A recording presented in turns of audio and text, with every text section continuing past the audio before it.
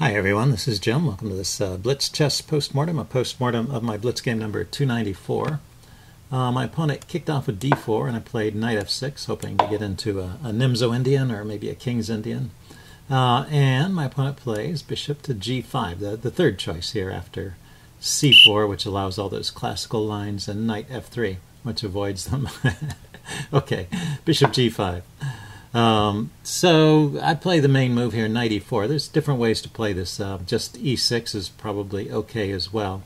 The idea with this this early bishop move is that sometimes white is just going to take that knight, use it to damage black's pawn structure, and maybe interfere with his development a little bit. So knight e4 is a nice answer because it prevents the bishop from taking the knight, and the knight momentarily has a square here. And the bishop needs to retreat. It's probably good for black if white allows the bishop to be taken. Although you could consider playing h4. This was not played in the game, and I don't think you want to take the knight. I mean, I don't think you want to take the bishop in this case and allow the. This would be a funny position, but opening the h-file maybe is a bit dangerous so early in the game. But my opponent played bishop f4, which is the main move here. And then c5, I guess, is a move here. I just play d5, just trying to play simply, supporting the knight here, getting a pawn in the center. And my opponent plays f3, which is not a move I've seen before. Usually I see the move e3. So f3, I guess, is an okay move. Still keeps some edge to white. I should just drop my knight back to f6 here. And I'm not sure why I didn't do that. It's a very logical move. The knight from f6 continues to keep pressure on the center and supports the d-pawn. Here, actually, it's in the way of the defense of the d-pawn. And it's also in the way of the development of this dark squared bishop if the bishop wants to come out. So it's just not a great square for the knight. And, okay, we're out of the opening book. My opponent plays knight d2. Knight c3 right away would have been interesting because knight c3 just immediately puts pressure on that d-pawn that I undefended. So that would probably be the best way for white to play, but this is reasonable. So I play e6. Cancel that. I play e6. And my opponent plays e4, building up strong center. And now I take. It looks like I need to be a little more cautious in my approach to the center. Taking right away just brings another pawn into the center. I thought maybe I'd be able to exploit these open lines on the king side, but that just did not turn out. Well, it didn't work in my favor anyway. Let's see, bishop e7 is an idea here, or b6 with the idea of fianchetto of the bishop. Okay, I took, my opponent takes, and already I'm in a slightly cramped and uncomfortable position. Knight g to f3 is played, logical developing move. Knight to d7. I wanted to play c5 here and try and open things up. But it's probably not a good plan. The engine thinks I should try f5. I don't believe that. I think castling or b6. Yeah, these are logical moves. I think it gave up on the f5 idea after the engine settled down a bit. What I tried c5 is just a little too ambitious, and he can punish me by playing the move e5. Now this particular variation is kind of long and not something you could calculate through in a blitz game, but it just shows the difficulty of my position already. So he kicks my knight, and now let's see, knight f5, then he plays d5, and I can't take the pawn because my knight would be hanging. So I have to do something else, and I don't want him to play the move d6 and just stifle my position completely. So I have to play actively here, knight h4, threatening his knight. This leads to an exchange, and g3 kicking my bishop. And once again I have to play actively here, keeping the threats going because I need to stop this d6 push. But he can play actively as well in the exchange. And finally I get to grab this pawn, but then my not there. My g-pawn is hanging. So anyway, that, like I said, that was a long variation, but it just shows that white is already in excellent shape here. So I've already played this wrong at this point. So my opponent didn't spot that. He just played c3, a good move, shoring up his center here. And I exchanged once again, just trying to create some weaknesses here. There are two pawns in the center which can be a strength because they control all of these squares, but at the same time they're not supported by pawns and maybe can come under attack.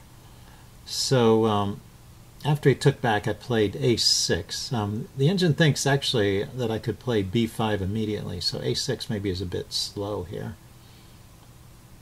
or just castling right away. Yeah, my position is not great here. You already see there's a substantial advantage to white, but my next few moves, my position goes from bad to worse. So there's something wrong with this move a6, probably just that it's too slow. White castles, I castle, and then e5, pushing on and making my knight move.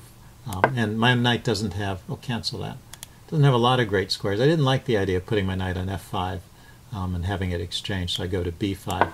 Okay, the engine improves after thinking of it. Thinking for a while, and then my opponent brings his pieces in with knight e4. So I thought okay, the engine didn't improve. There must be a tactical... Oh no, okay, it just needed a while to see it. I was going to say, I thought these were very logical moves by my opponent. So, he's just bringing his pieces towards my king's side. There's already ideas in the air like knight f6 check to open up this diagonal with a tempo. So I play a defensive move h6, trying to keep pieces. There's also, his pieces can go to the g5 square. And I wanted to keep them out by playing the move h6. It looks like that's not sufficient here. I need to play f5 or f6 right at this point to help shut down this diagonal, which becomes a big threat in a few moves. So h6, once again, is a little too slow. My opponent goes queen e2.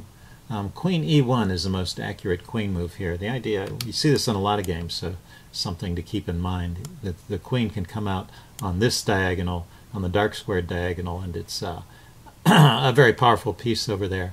So just hopping over to the dark squared diagonal is a pretty strong move in many games where white has opened up the f-file and this diagonal is open. Okay, so my opponent goes queen e2, and so I need to start reorganizing my defenses. So knight b8, a very counterintuitive move, is the computer suggestion, but this knight here is probably just in the way of my pieces, so maybe the idea is, okay, after thinking it decides that's no good. Knight c7.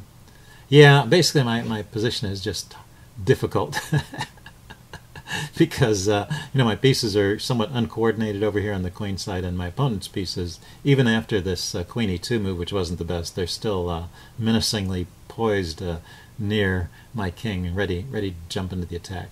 So I tried a counterattacking idea with queen b6, and this just isn't good because bishop e3 is a simple move that defends against the threat and doesn't really slow down black's attack at all. And later my queen becomes somewhat exposed over here. In fact, already he's threatening the move d5 with tempo. So I move my queen again, and he plays a3, which actually threatens to trap my queen. He plays this move, and I try to go forward. So, I mean, for example, if I were to play the move knight b6, which is kind of what I wanted to play, I wanted to play the knight to be able to go to this square. He can play b4 here, and my queen has to go forward, and then bishop c2, and queen takes a3. Yeah, I'm giving up my queen for a rook here. It's my only hope. So already I'm in trouble here. I can't play the moves that I want to play. This knight, I guess that's the other justification for knight b8 is how do you get this knight into the game? So since none of those ideas worked out, I drop my queen back to d8. My opponent plays rook a to c1, just continuing his development. And I go knight b6 now, finally thinking, well, I can get my knight to d5 here and maybe defend some of these threats that way. My opponent drops his bishop back to b1. Another classic attacking move. His queen can now go to this square, and set up a battery which can be cleared with tempo by this knight move. So I get my knight to d5, preparing to defend with knight f6 or probably f5, something like that. And he plays queen d3, getting on the battery. And now, yeah, now it's pretty much game over. There's no defense at this point. My original idea of playing f5, let's put it on the board.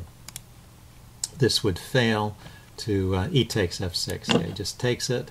I take back with the knight to defend this square. If I take back with the bishop, does it matter? He can still play knight takes with check. I take with the knight. And then he comes in with his knight e5. That would have been a better... I last a little longer. At least I'm not immediately getting mated. But knight to e5. Look at those numbers. Looks like white just has an overwhelming attack. So if I try something like queen e8, trying to defend over here, just rook takes. Okay, the idea is to sacrifice the rook and then bring the queen in. Another typical idea on these kind of attacks, you've got to get rid of that defender on f6. Okay, so let's go back to the game. So I tried g6, which actually is the engine's idea of a best try, but now that loses a pawn to start off with, and I get my rook out of the way because it's under attack, and now knight f to g5. Okay, yeah, that's what he played. And I tried f5 here. Knight f, well, basically nothing works. So, but there's kind of a nice finish after f5. He takes en passant. I grab back. Takes with the cancel that. Oh, I took with the knight. He takes with a knight. That's check. I take back with the bishop. And now I think for a second that I've managed to hold it off, but actually there's a mate in 2 here. Let's see. When did the mate first appear? It was right here. So after knight takes f6, yeah, there's a mate in 3 on the board now. He just takes off my knight with check, and then queen takes g6, and it's just mated 1 at this point. I can interpose with the bishop, and there's queen takes bishop, or I can play king h8, and there's queen h7 check. So nice attacking game by white. I thought his play was pretty logical through the whole game, and shows how quickly you can get into trouble if you let your pieces get chased away from your king and into somewhat awkward spots. Okay, I hope you guys enjoyed that. Leave any comments you have in the section below, and I will see you again soon. Bye.